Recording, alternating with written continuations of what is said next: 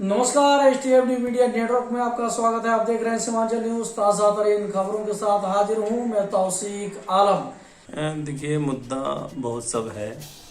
Corona महामारी को लेकर लोग परेशान हैं। बाहर से लोग जो प्रवासी मजदूर हैं वो आके घर में हैं, उसके पास कोई काम नहीं है।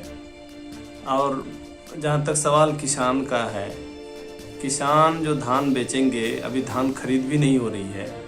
अब पता नहीं क्या कारण है सरकार की तरफ से, पैक्स वालों की तरफ से।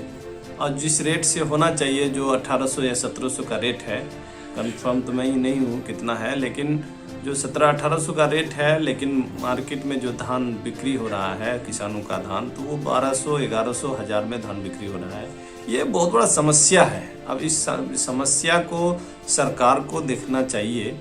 और जहाँ तक पंचायत का सवाल है, देखिए मनरेगा में तो बहुत काम है और इतना काम आज भी बचा हुआ है। और मनरेगा एक ऐसा स्कीम है, हमको लगता है विकास की राह को गति देने के लिए मनरेगा ही एक ऐसा स्कीम है, खास करके पंचायत प्रतिनिधियों के लिए, यानी पंचायती राज के लिए, कि मनरेगा ही जान बचा के रखा है। उसके अलावा कोई फंड तो है ही नहीं।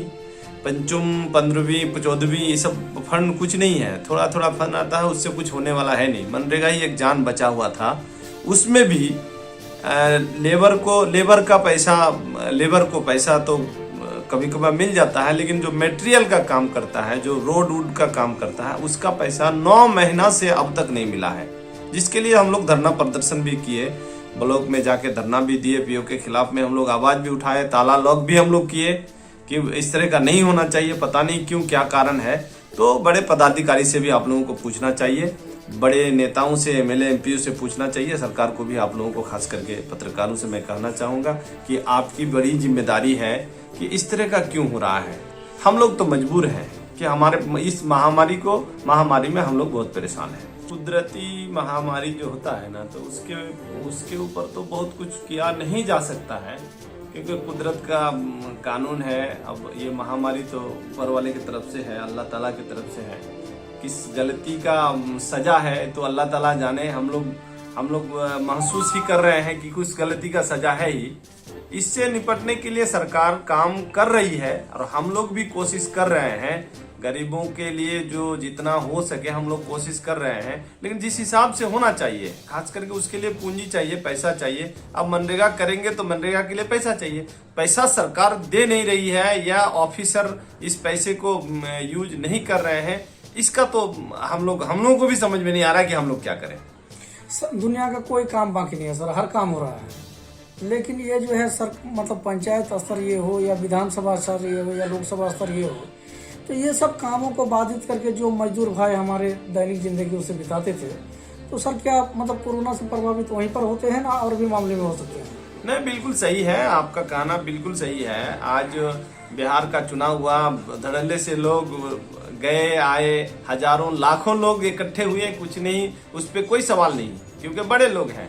लेकिन मैं तो और कुछ बात कहता हूँ कि आज जो आरक्षण का जो मामला है, गरीबों के हित में पंचायत में आरक्षण लगा हुआ है, लेकिन अब विधानसभा लोकसभा में आरक्षण नहीं है, तो अब गरीबों के हित में क्या सोच रहे हैं? तो इस तरह का मुद्दा है कि आप इलेक्शन लड़ सकते हैं, लेकिन गरीब इकट्ठे होंगे तो उसके लिए आप सवाल खड़े करते हैं। ये मुझे भी लगता है कि इस तरह का गलत नहीं होना चाहिए। दो तरह का मामला नहीं होना चाहिए। गरीब मजदूर काम करे तो गलत, कोरोना हो जाएगा। और आप चुनाव लड़ रहे हैं, धड़ल्ले से आपका लाखों का सभा हो रहा है, इसमें भी तो कोरोना फैल सकता है। इसमें आप लोगों को आवाज उठाने की जरूरत है। हम लोग तो इसको गलत समझते हैं कि गरीब के लिए कुछ अलग कानून और बड़े लोगों के, MLA MP नेताओं के लिए, सरकार के लिए अलग कानून। बिल्कुल खेत पर करता हूँ, इस तरह का नहीं होना चाहिए। गरीब, किसान, मजदूर खास करके बहुत परेशानी और धान खरीद, ये जो धान किसानों का, जो भी किसानों का धान हुआ है, ये तो खरीद होना चाहिए, सरकारी रेट पे होना चाहिए। और जहाँ तक आज किसान धरने पे बैठे हैं, तो कुछ कानून में बदलाव